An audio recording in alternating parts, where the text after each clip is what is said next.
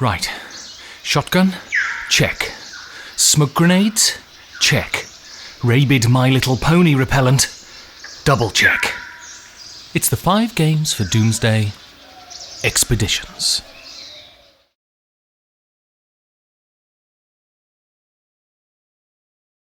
So, this is a series of interviews that I'm going to do with people who've been nominated for the Spiel des Jahres. Some will come out before the awards, and one at least, but maybe more, will come out after the awards. Usually, I get the opportunity to go to the ceremony, drink in the atmosphere, and find out what's sort of going on, but unfortunately, due to this shitty virus, we're not going to be able to do that this year, so I'm going to try and collect as many of the nominees as I can. For sure, some people will be left out, but fingers crossed it'll be as comprehensive as it can. Sit back, enjoy, and hopefully next year we'll be able to do the thing live. So I'm here with Lars Frauenrath. Well, I say here, I'm in Berlin, he's in Cologne, I believe. That is true. Yeah. Good afternoon. And he is the developer of Nova Luna. That is the Uwe Rosenberg game that's been nominated for the Spiel des Jahres this year. So the first question is, I guess, as you're the developer rather than the designer, when you get a game from Uwe Rosenberg, what do you do? How finished is it? How involved is your development process? I had the urge to say now, well, I get an illustrator on board and put it into the stores right away. But, not really. No, but there is a point of truth in there, because when you get a game from Uwe, and Nova Luna was not the first project from Uwe which I worked on. I also contributed a little part to Reichold, which was released in 2018.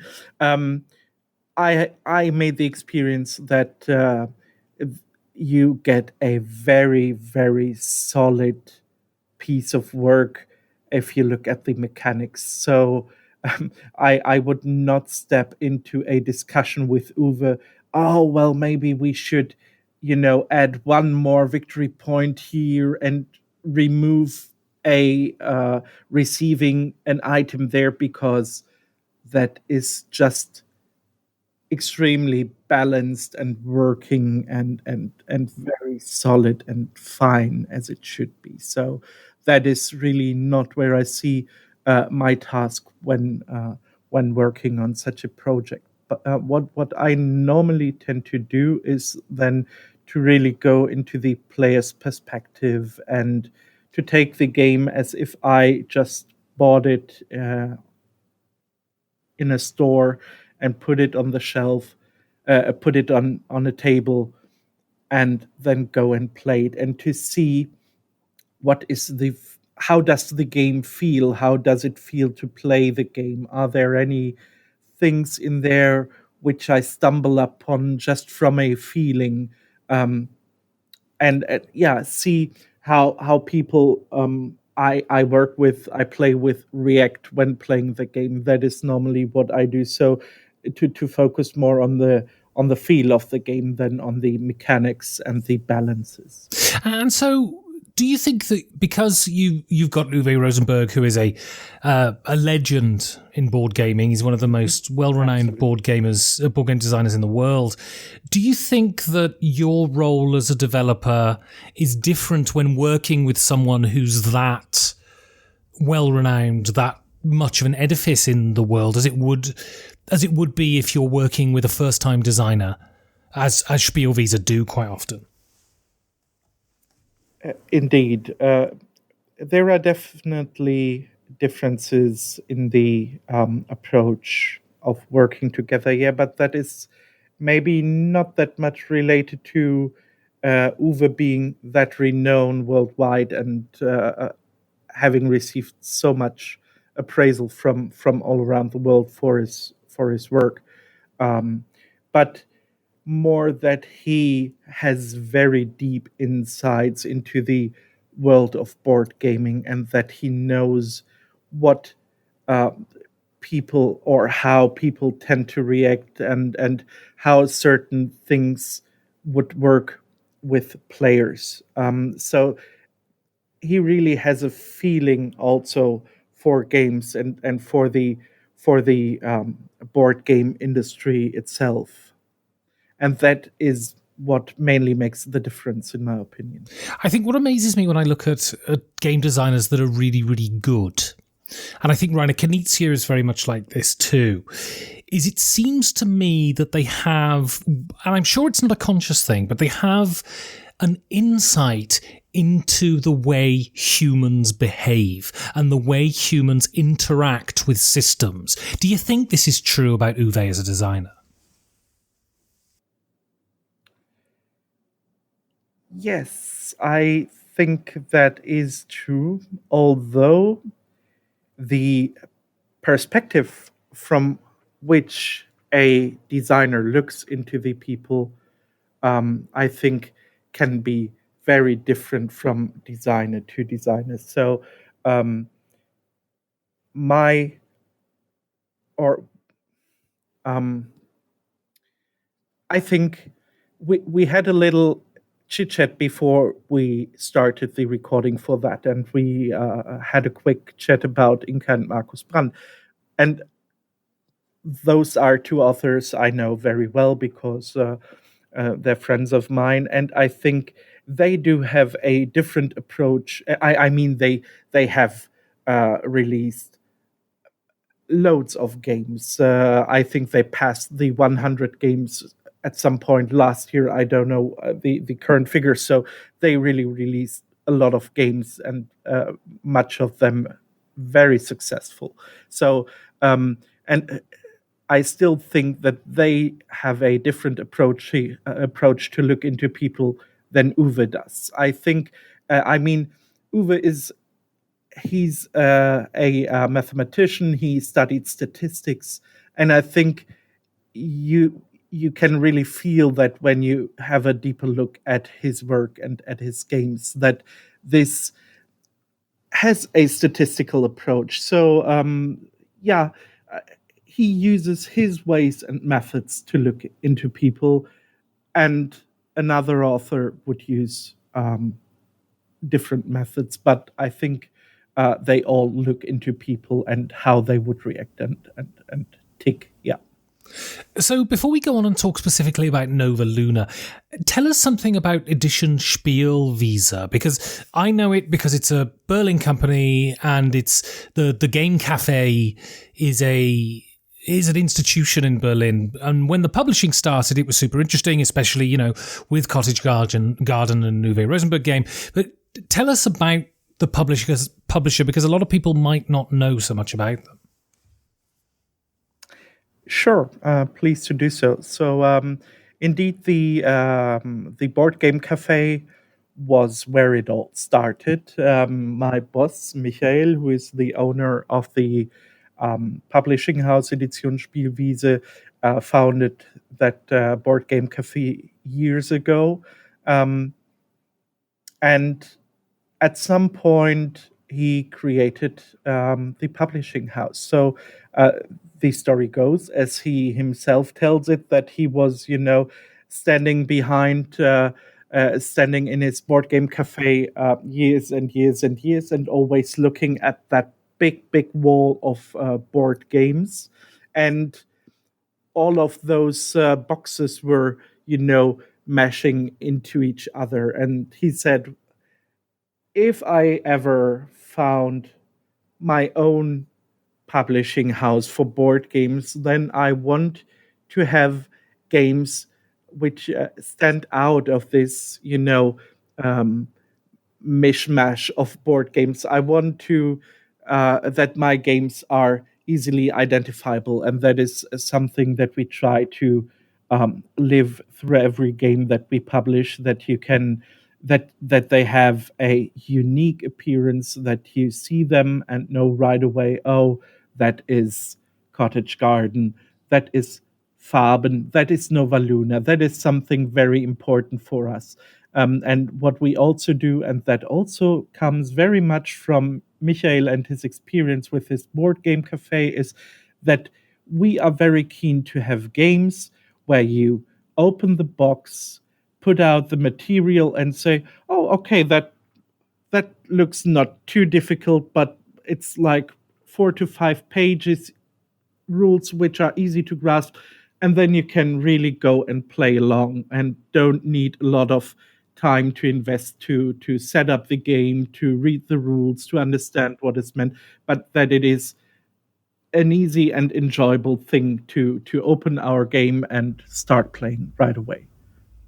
And so you talked about working with Uwe Rosenberg and not having to deal with the mechanical structure of the game particularly. What was the biggest challenge in getting Nova Luna ready for market then? Yes, that is true. And then it is not perfectly true when it comes to Nova Luna. I mentioned that my approach is to also have a look how it feels to play the game. And at some point, we had the feeling that the game might take too long for bigger groups when, especially when it's the first game of Nova Luna. So when it's 3 to 4 players and everybody's new to the game and we're playing the first round of Nova Luna ever, then we had the feeling that it might take too long and that you might get exhausted while playing before the game is actually over because at some point you have so many options and variables lying on the table that it is so easy to get distracted, and therefore we were looking into a solution to get that first experience and first impression more crisp, and to have a more convenient first playing experience. That was what I um, worked on most of the time when while working on the game. And how receptive is Uwe Rosenberg to criticism? Is he easy to work with? That depends on whether or whether the person who criticizes is right or not. Um, as mentioned before, Uwe knows stuff and he knows what he can do and what he can't do. So if you have something to criticize, then you should have done your homework and should be prepared to discuss why you're criticizing this and that fact right now. And if you hit a true point, then he will absolutely join you in working on improving that point. But if it is just critics out of criticizing something, then he will also discuss and really explain to you why your point is not valid. And so, when you got Nova Luna, because Spielwiese have published quite a few of Uwe's games now. When you got it ready and you got the art and you were ready to release the game, did you think this is a Spiel des Jahres game? We have a chance with this one. Or was the nomination a complete surprise? To be very honest, no, I didn't think when releasing the game that this is that we could be a Spiel des Jahres nominee. That is for several reasons.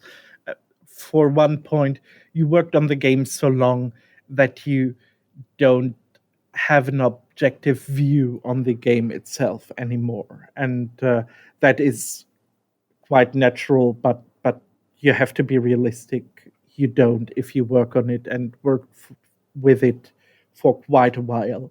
Then you simply don't. And then it's also always a question of what other releases do we have in this year? What would be our competitor in the field? And it is also always a question of what kind of view does the jury have on the game? Would they agree to our opinion that Nova Luna is a family game, or would they rather see it as a Kennerspiel, so expert game. That also makes a huge difference, in my opinion. And those are all the variables which you cannot completely foresee when you release the game. So, but at some point early this year, early 2020, we got very positive critics and feedback, and the jury was talking quite a lot about Nova Luna. And they had stated before that they want to make their processes of finding their nominees and recommendations um, more visible. And therefore, the feeling grew that we might indeed stand a chance of being at least a recommendation. We didn't think of nomination at that time, but we thought, well, the game could be really good enough to become a recommendation from the jury.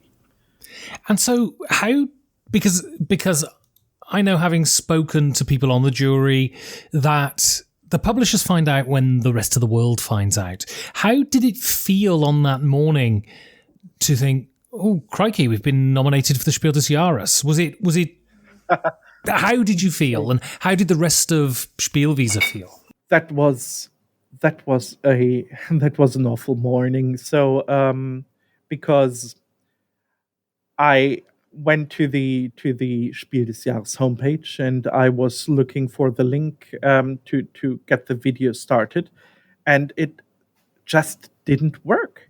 And I was, running in circles to get the stream up and running. Michael was in Berlin, I was in Cologne, and another team member of us was at a third location, and we were WhatsApping. And is it working for you? No, I haven't managed to get it running yet. So that was really something which made me a little bit nervous.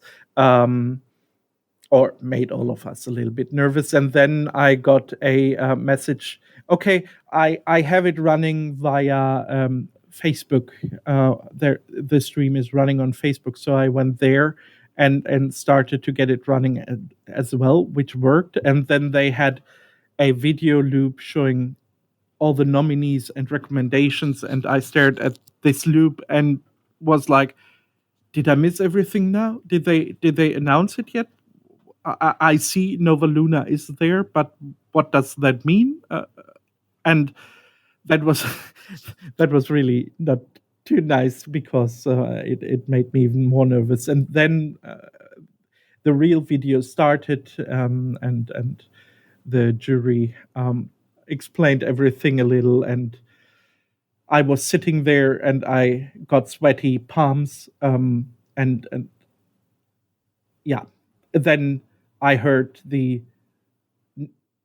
I think it was the second game that was mentioned as being nominated, and then I heard the Nova, and I said, "Oh my god, it's really happening!" And I grabbed the phone immediately and called Michael in Berlin, and I think I said, "I think they just did it. They really just did it." And Michael actually was so overwhelmed that he called me Lucas, who is the illustrator of the game. And, yeah, mixed up the names. So that was really a very tense moment.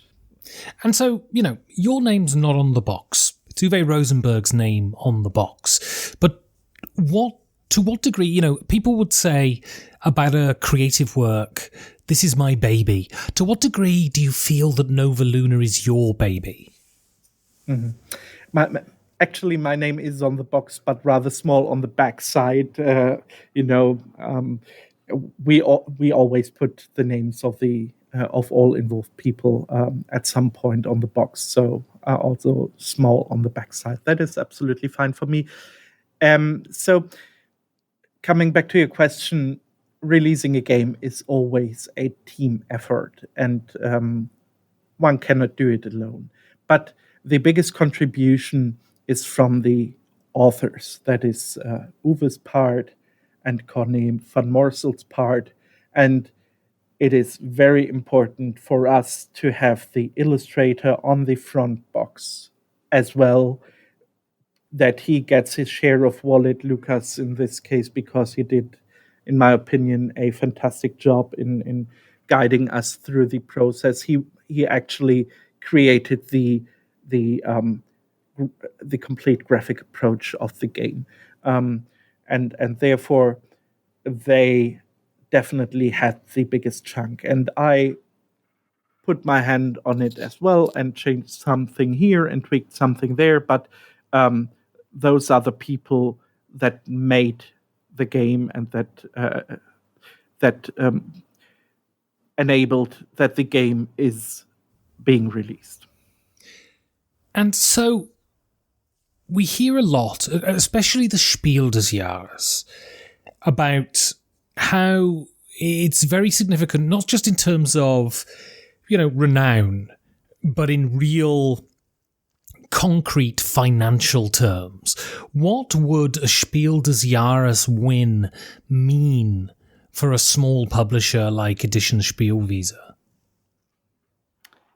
It would mean a lot. I mean, the Edition Spielwiese is now existent for 5 years, and this would be massive. To win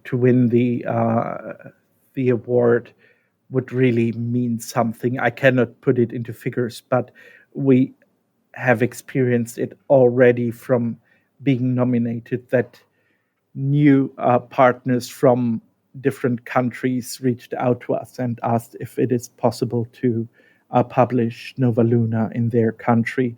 The sales numbers increased already significantly, and they would increase even more if it would come to winning the award, definitely. So that would be a highlight, and we all don't know yet what that would mean exactly, because we haven't experienced it so far. Well, brilliant. Well, I'm saying this to everybody, but I wish you all the best for Monday, and cross your fingers that you'll be holding a virtual pupper in your hand at some point. Thank you very much, Ben. It was a pleasure. If you want to support the show, you can go to patreon.com/5G4D.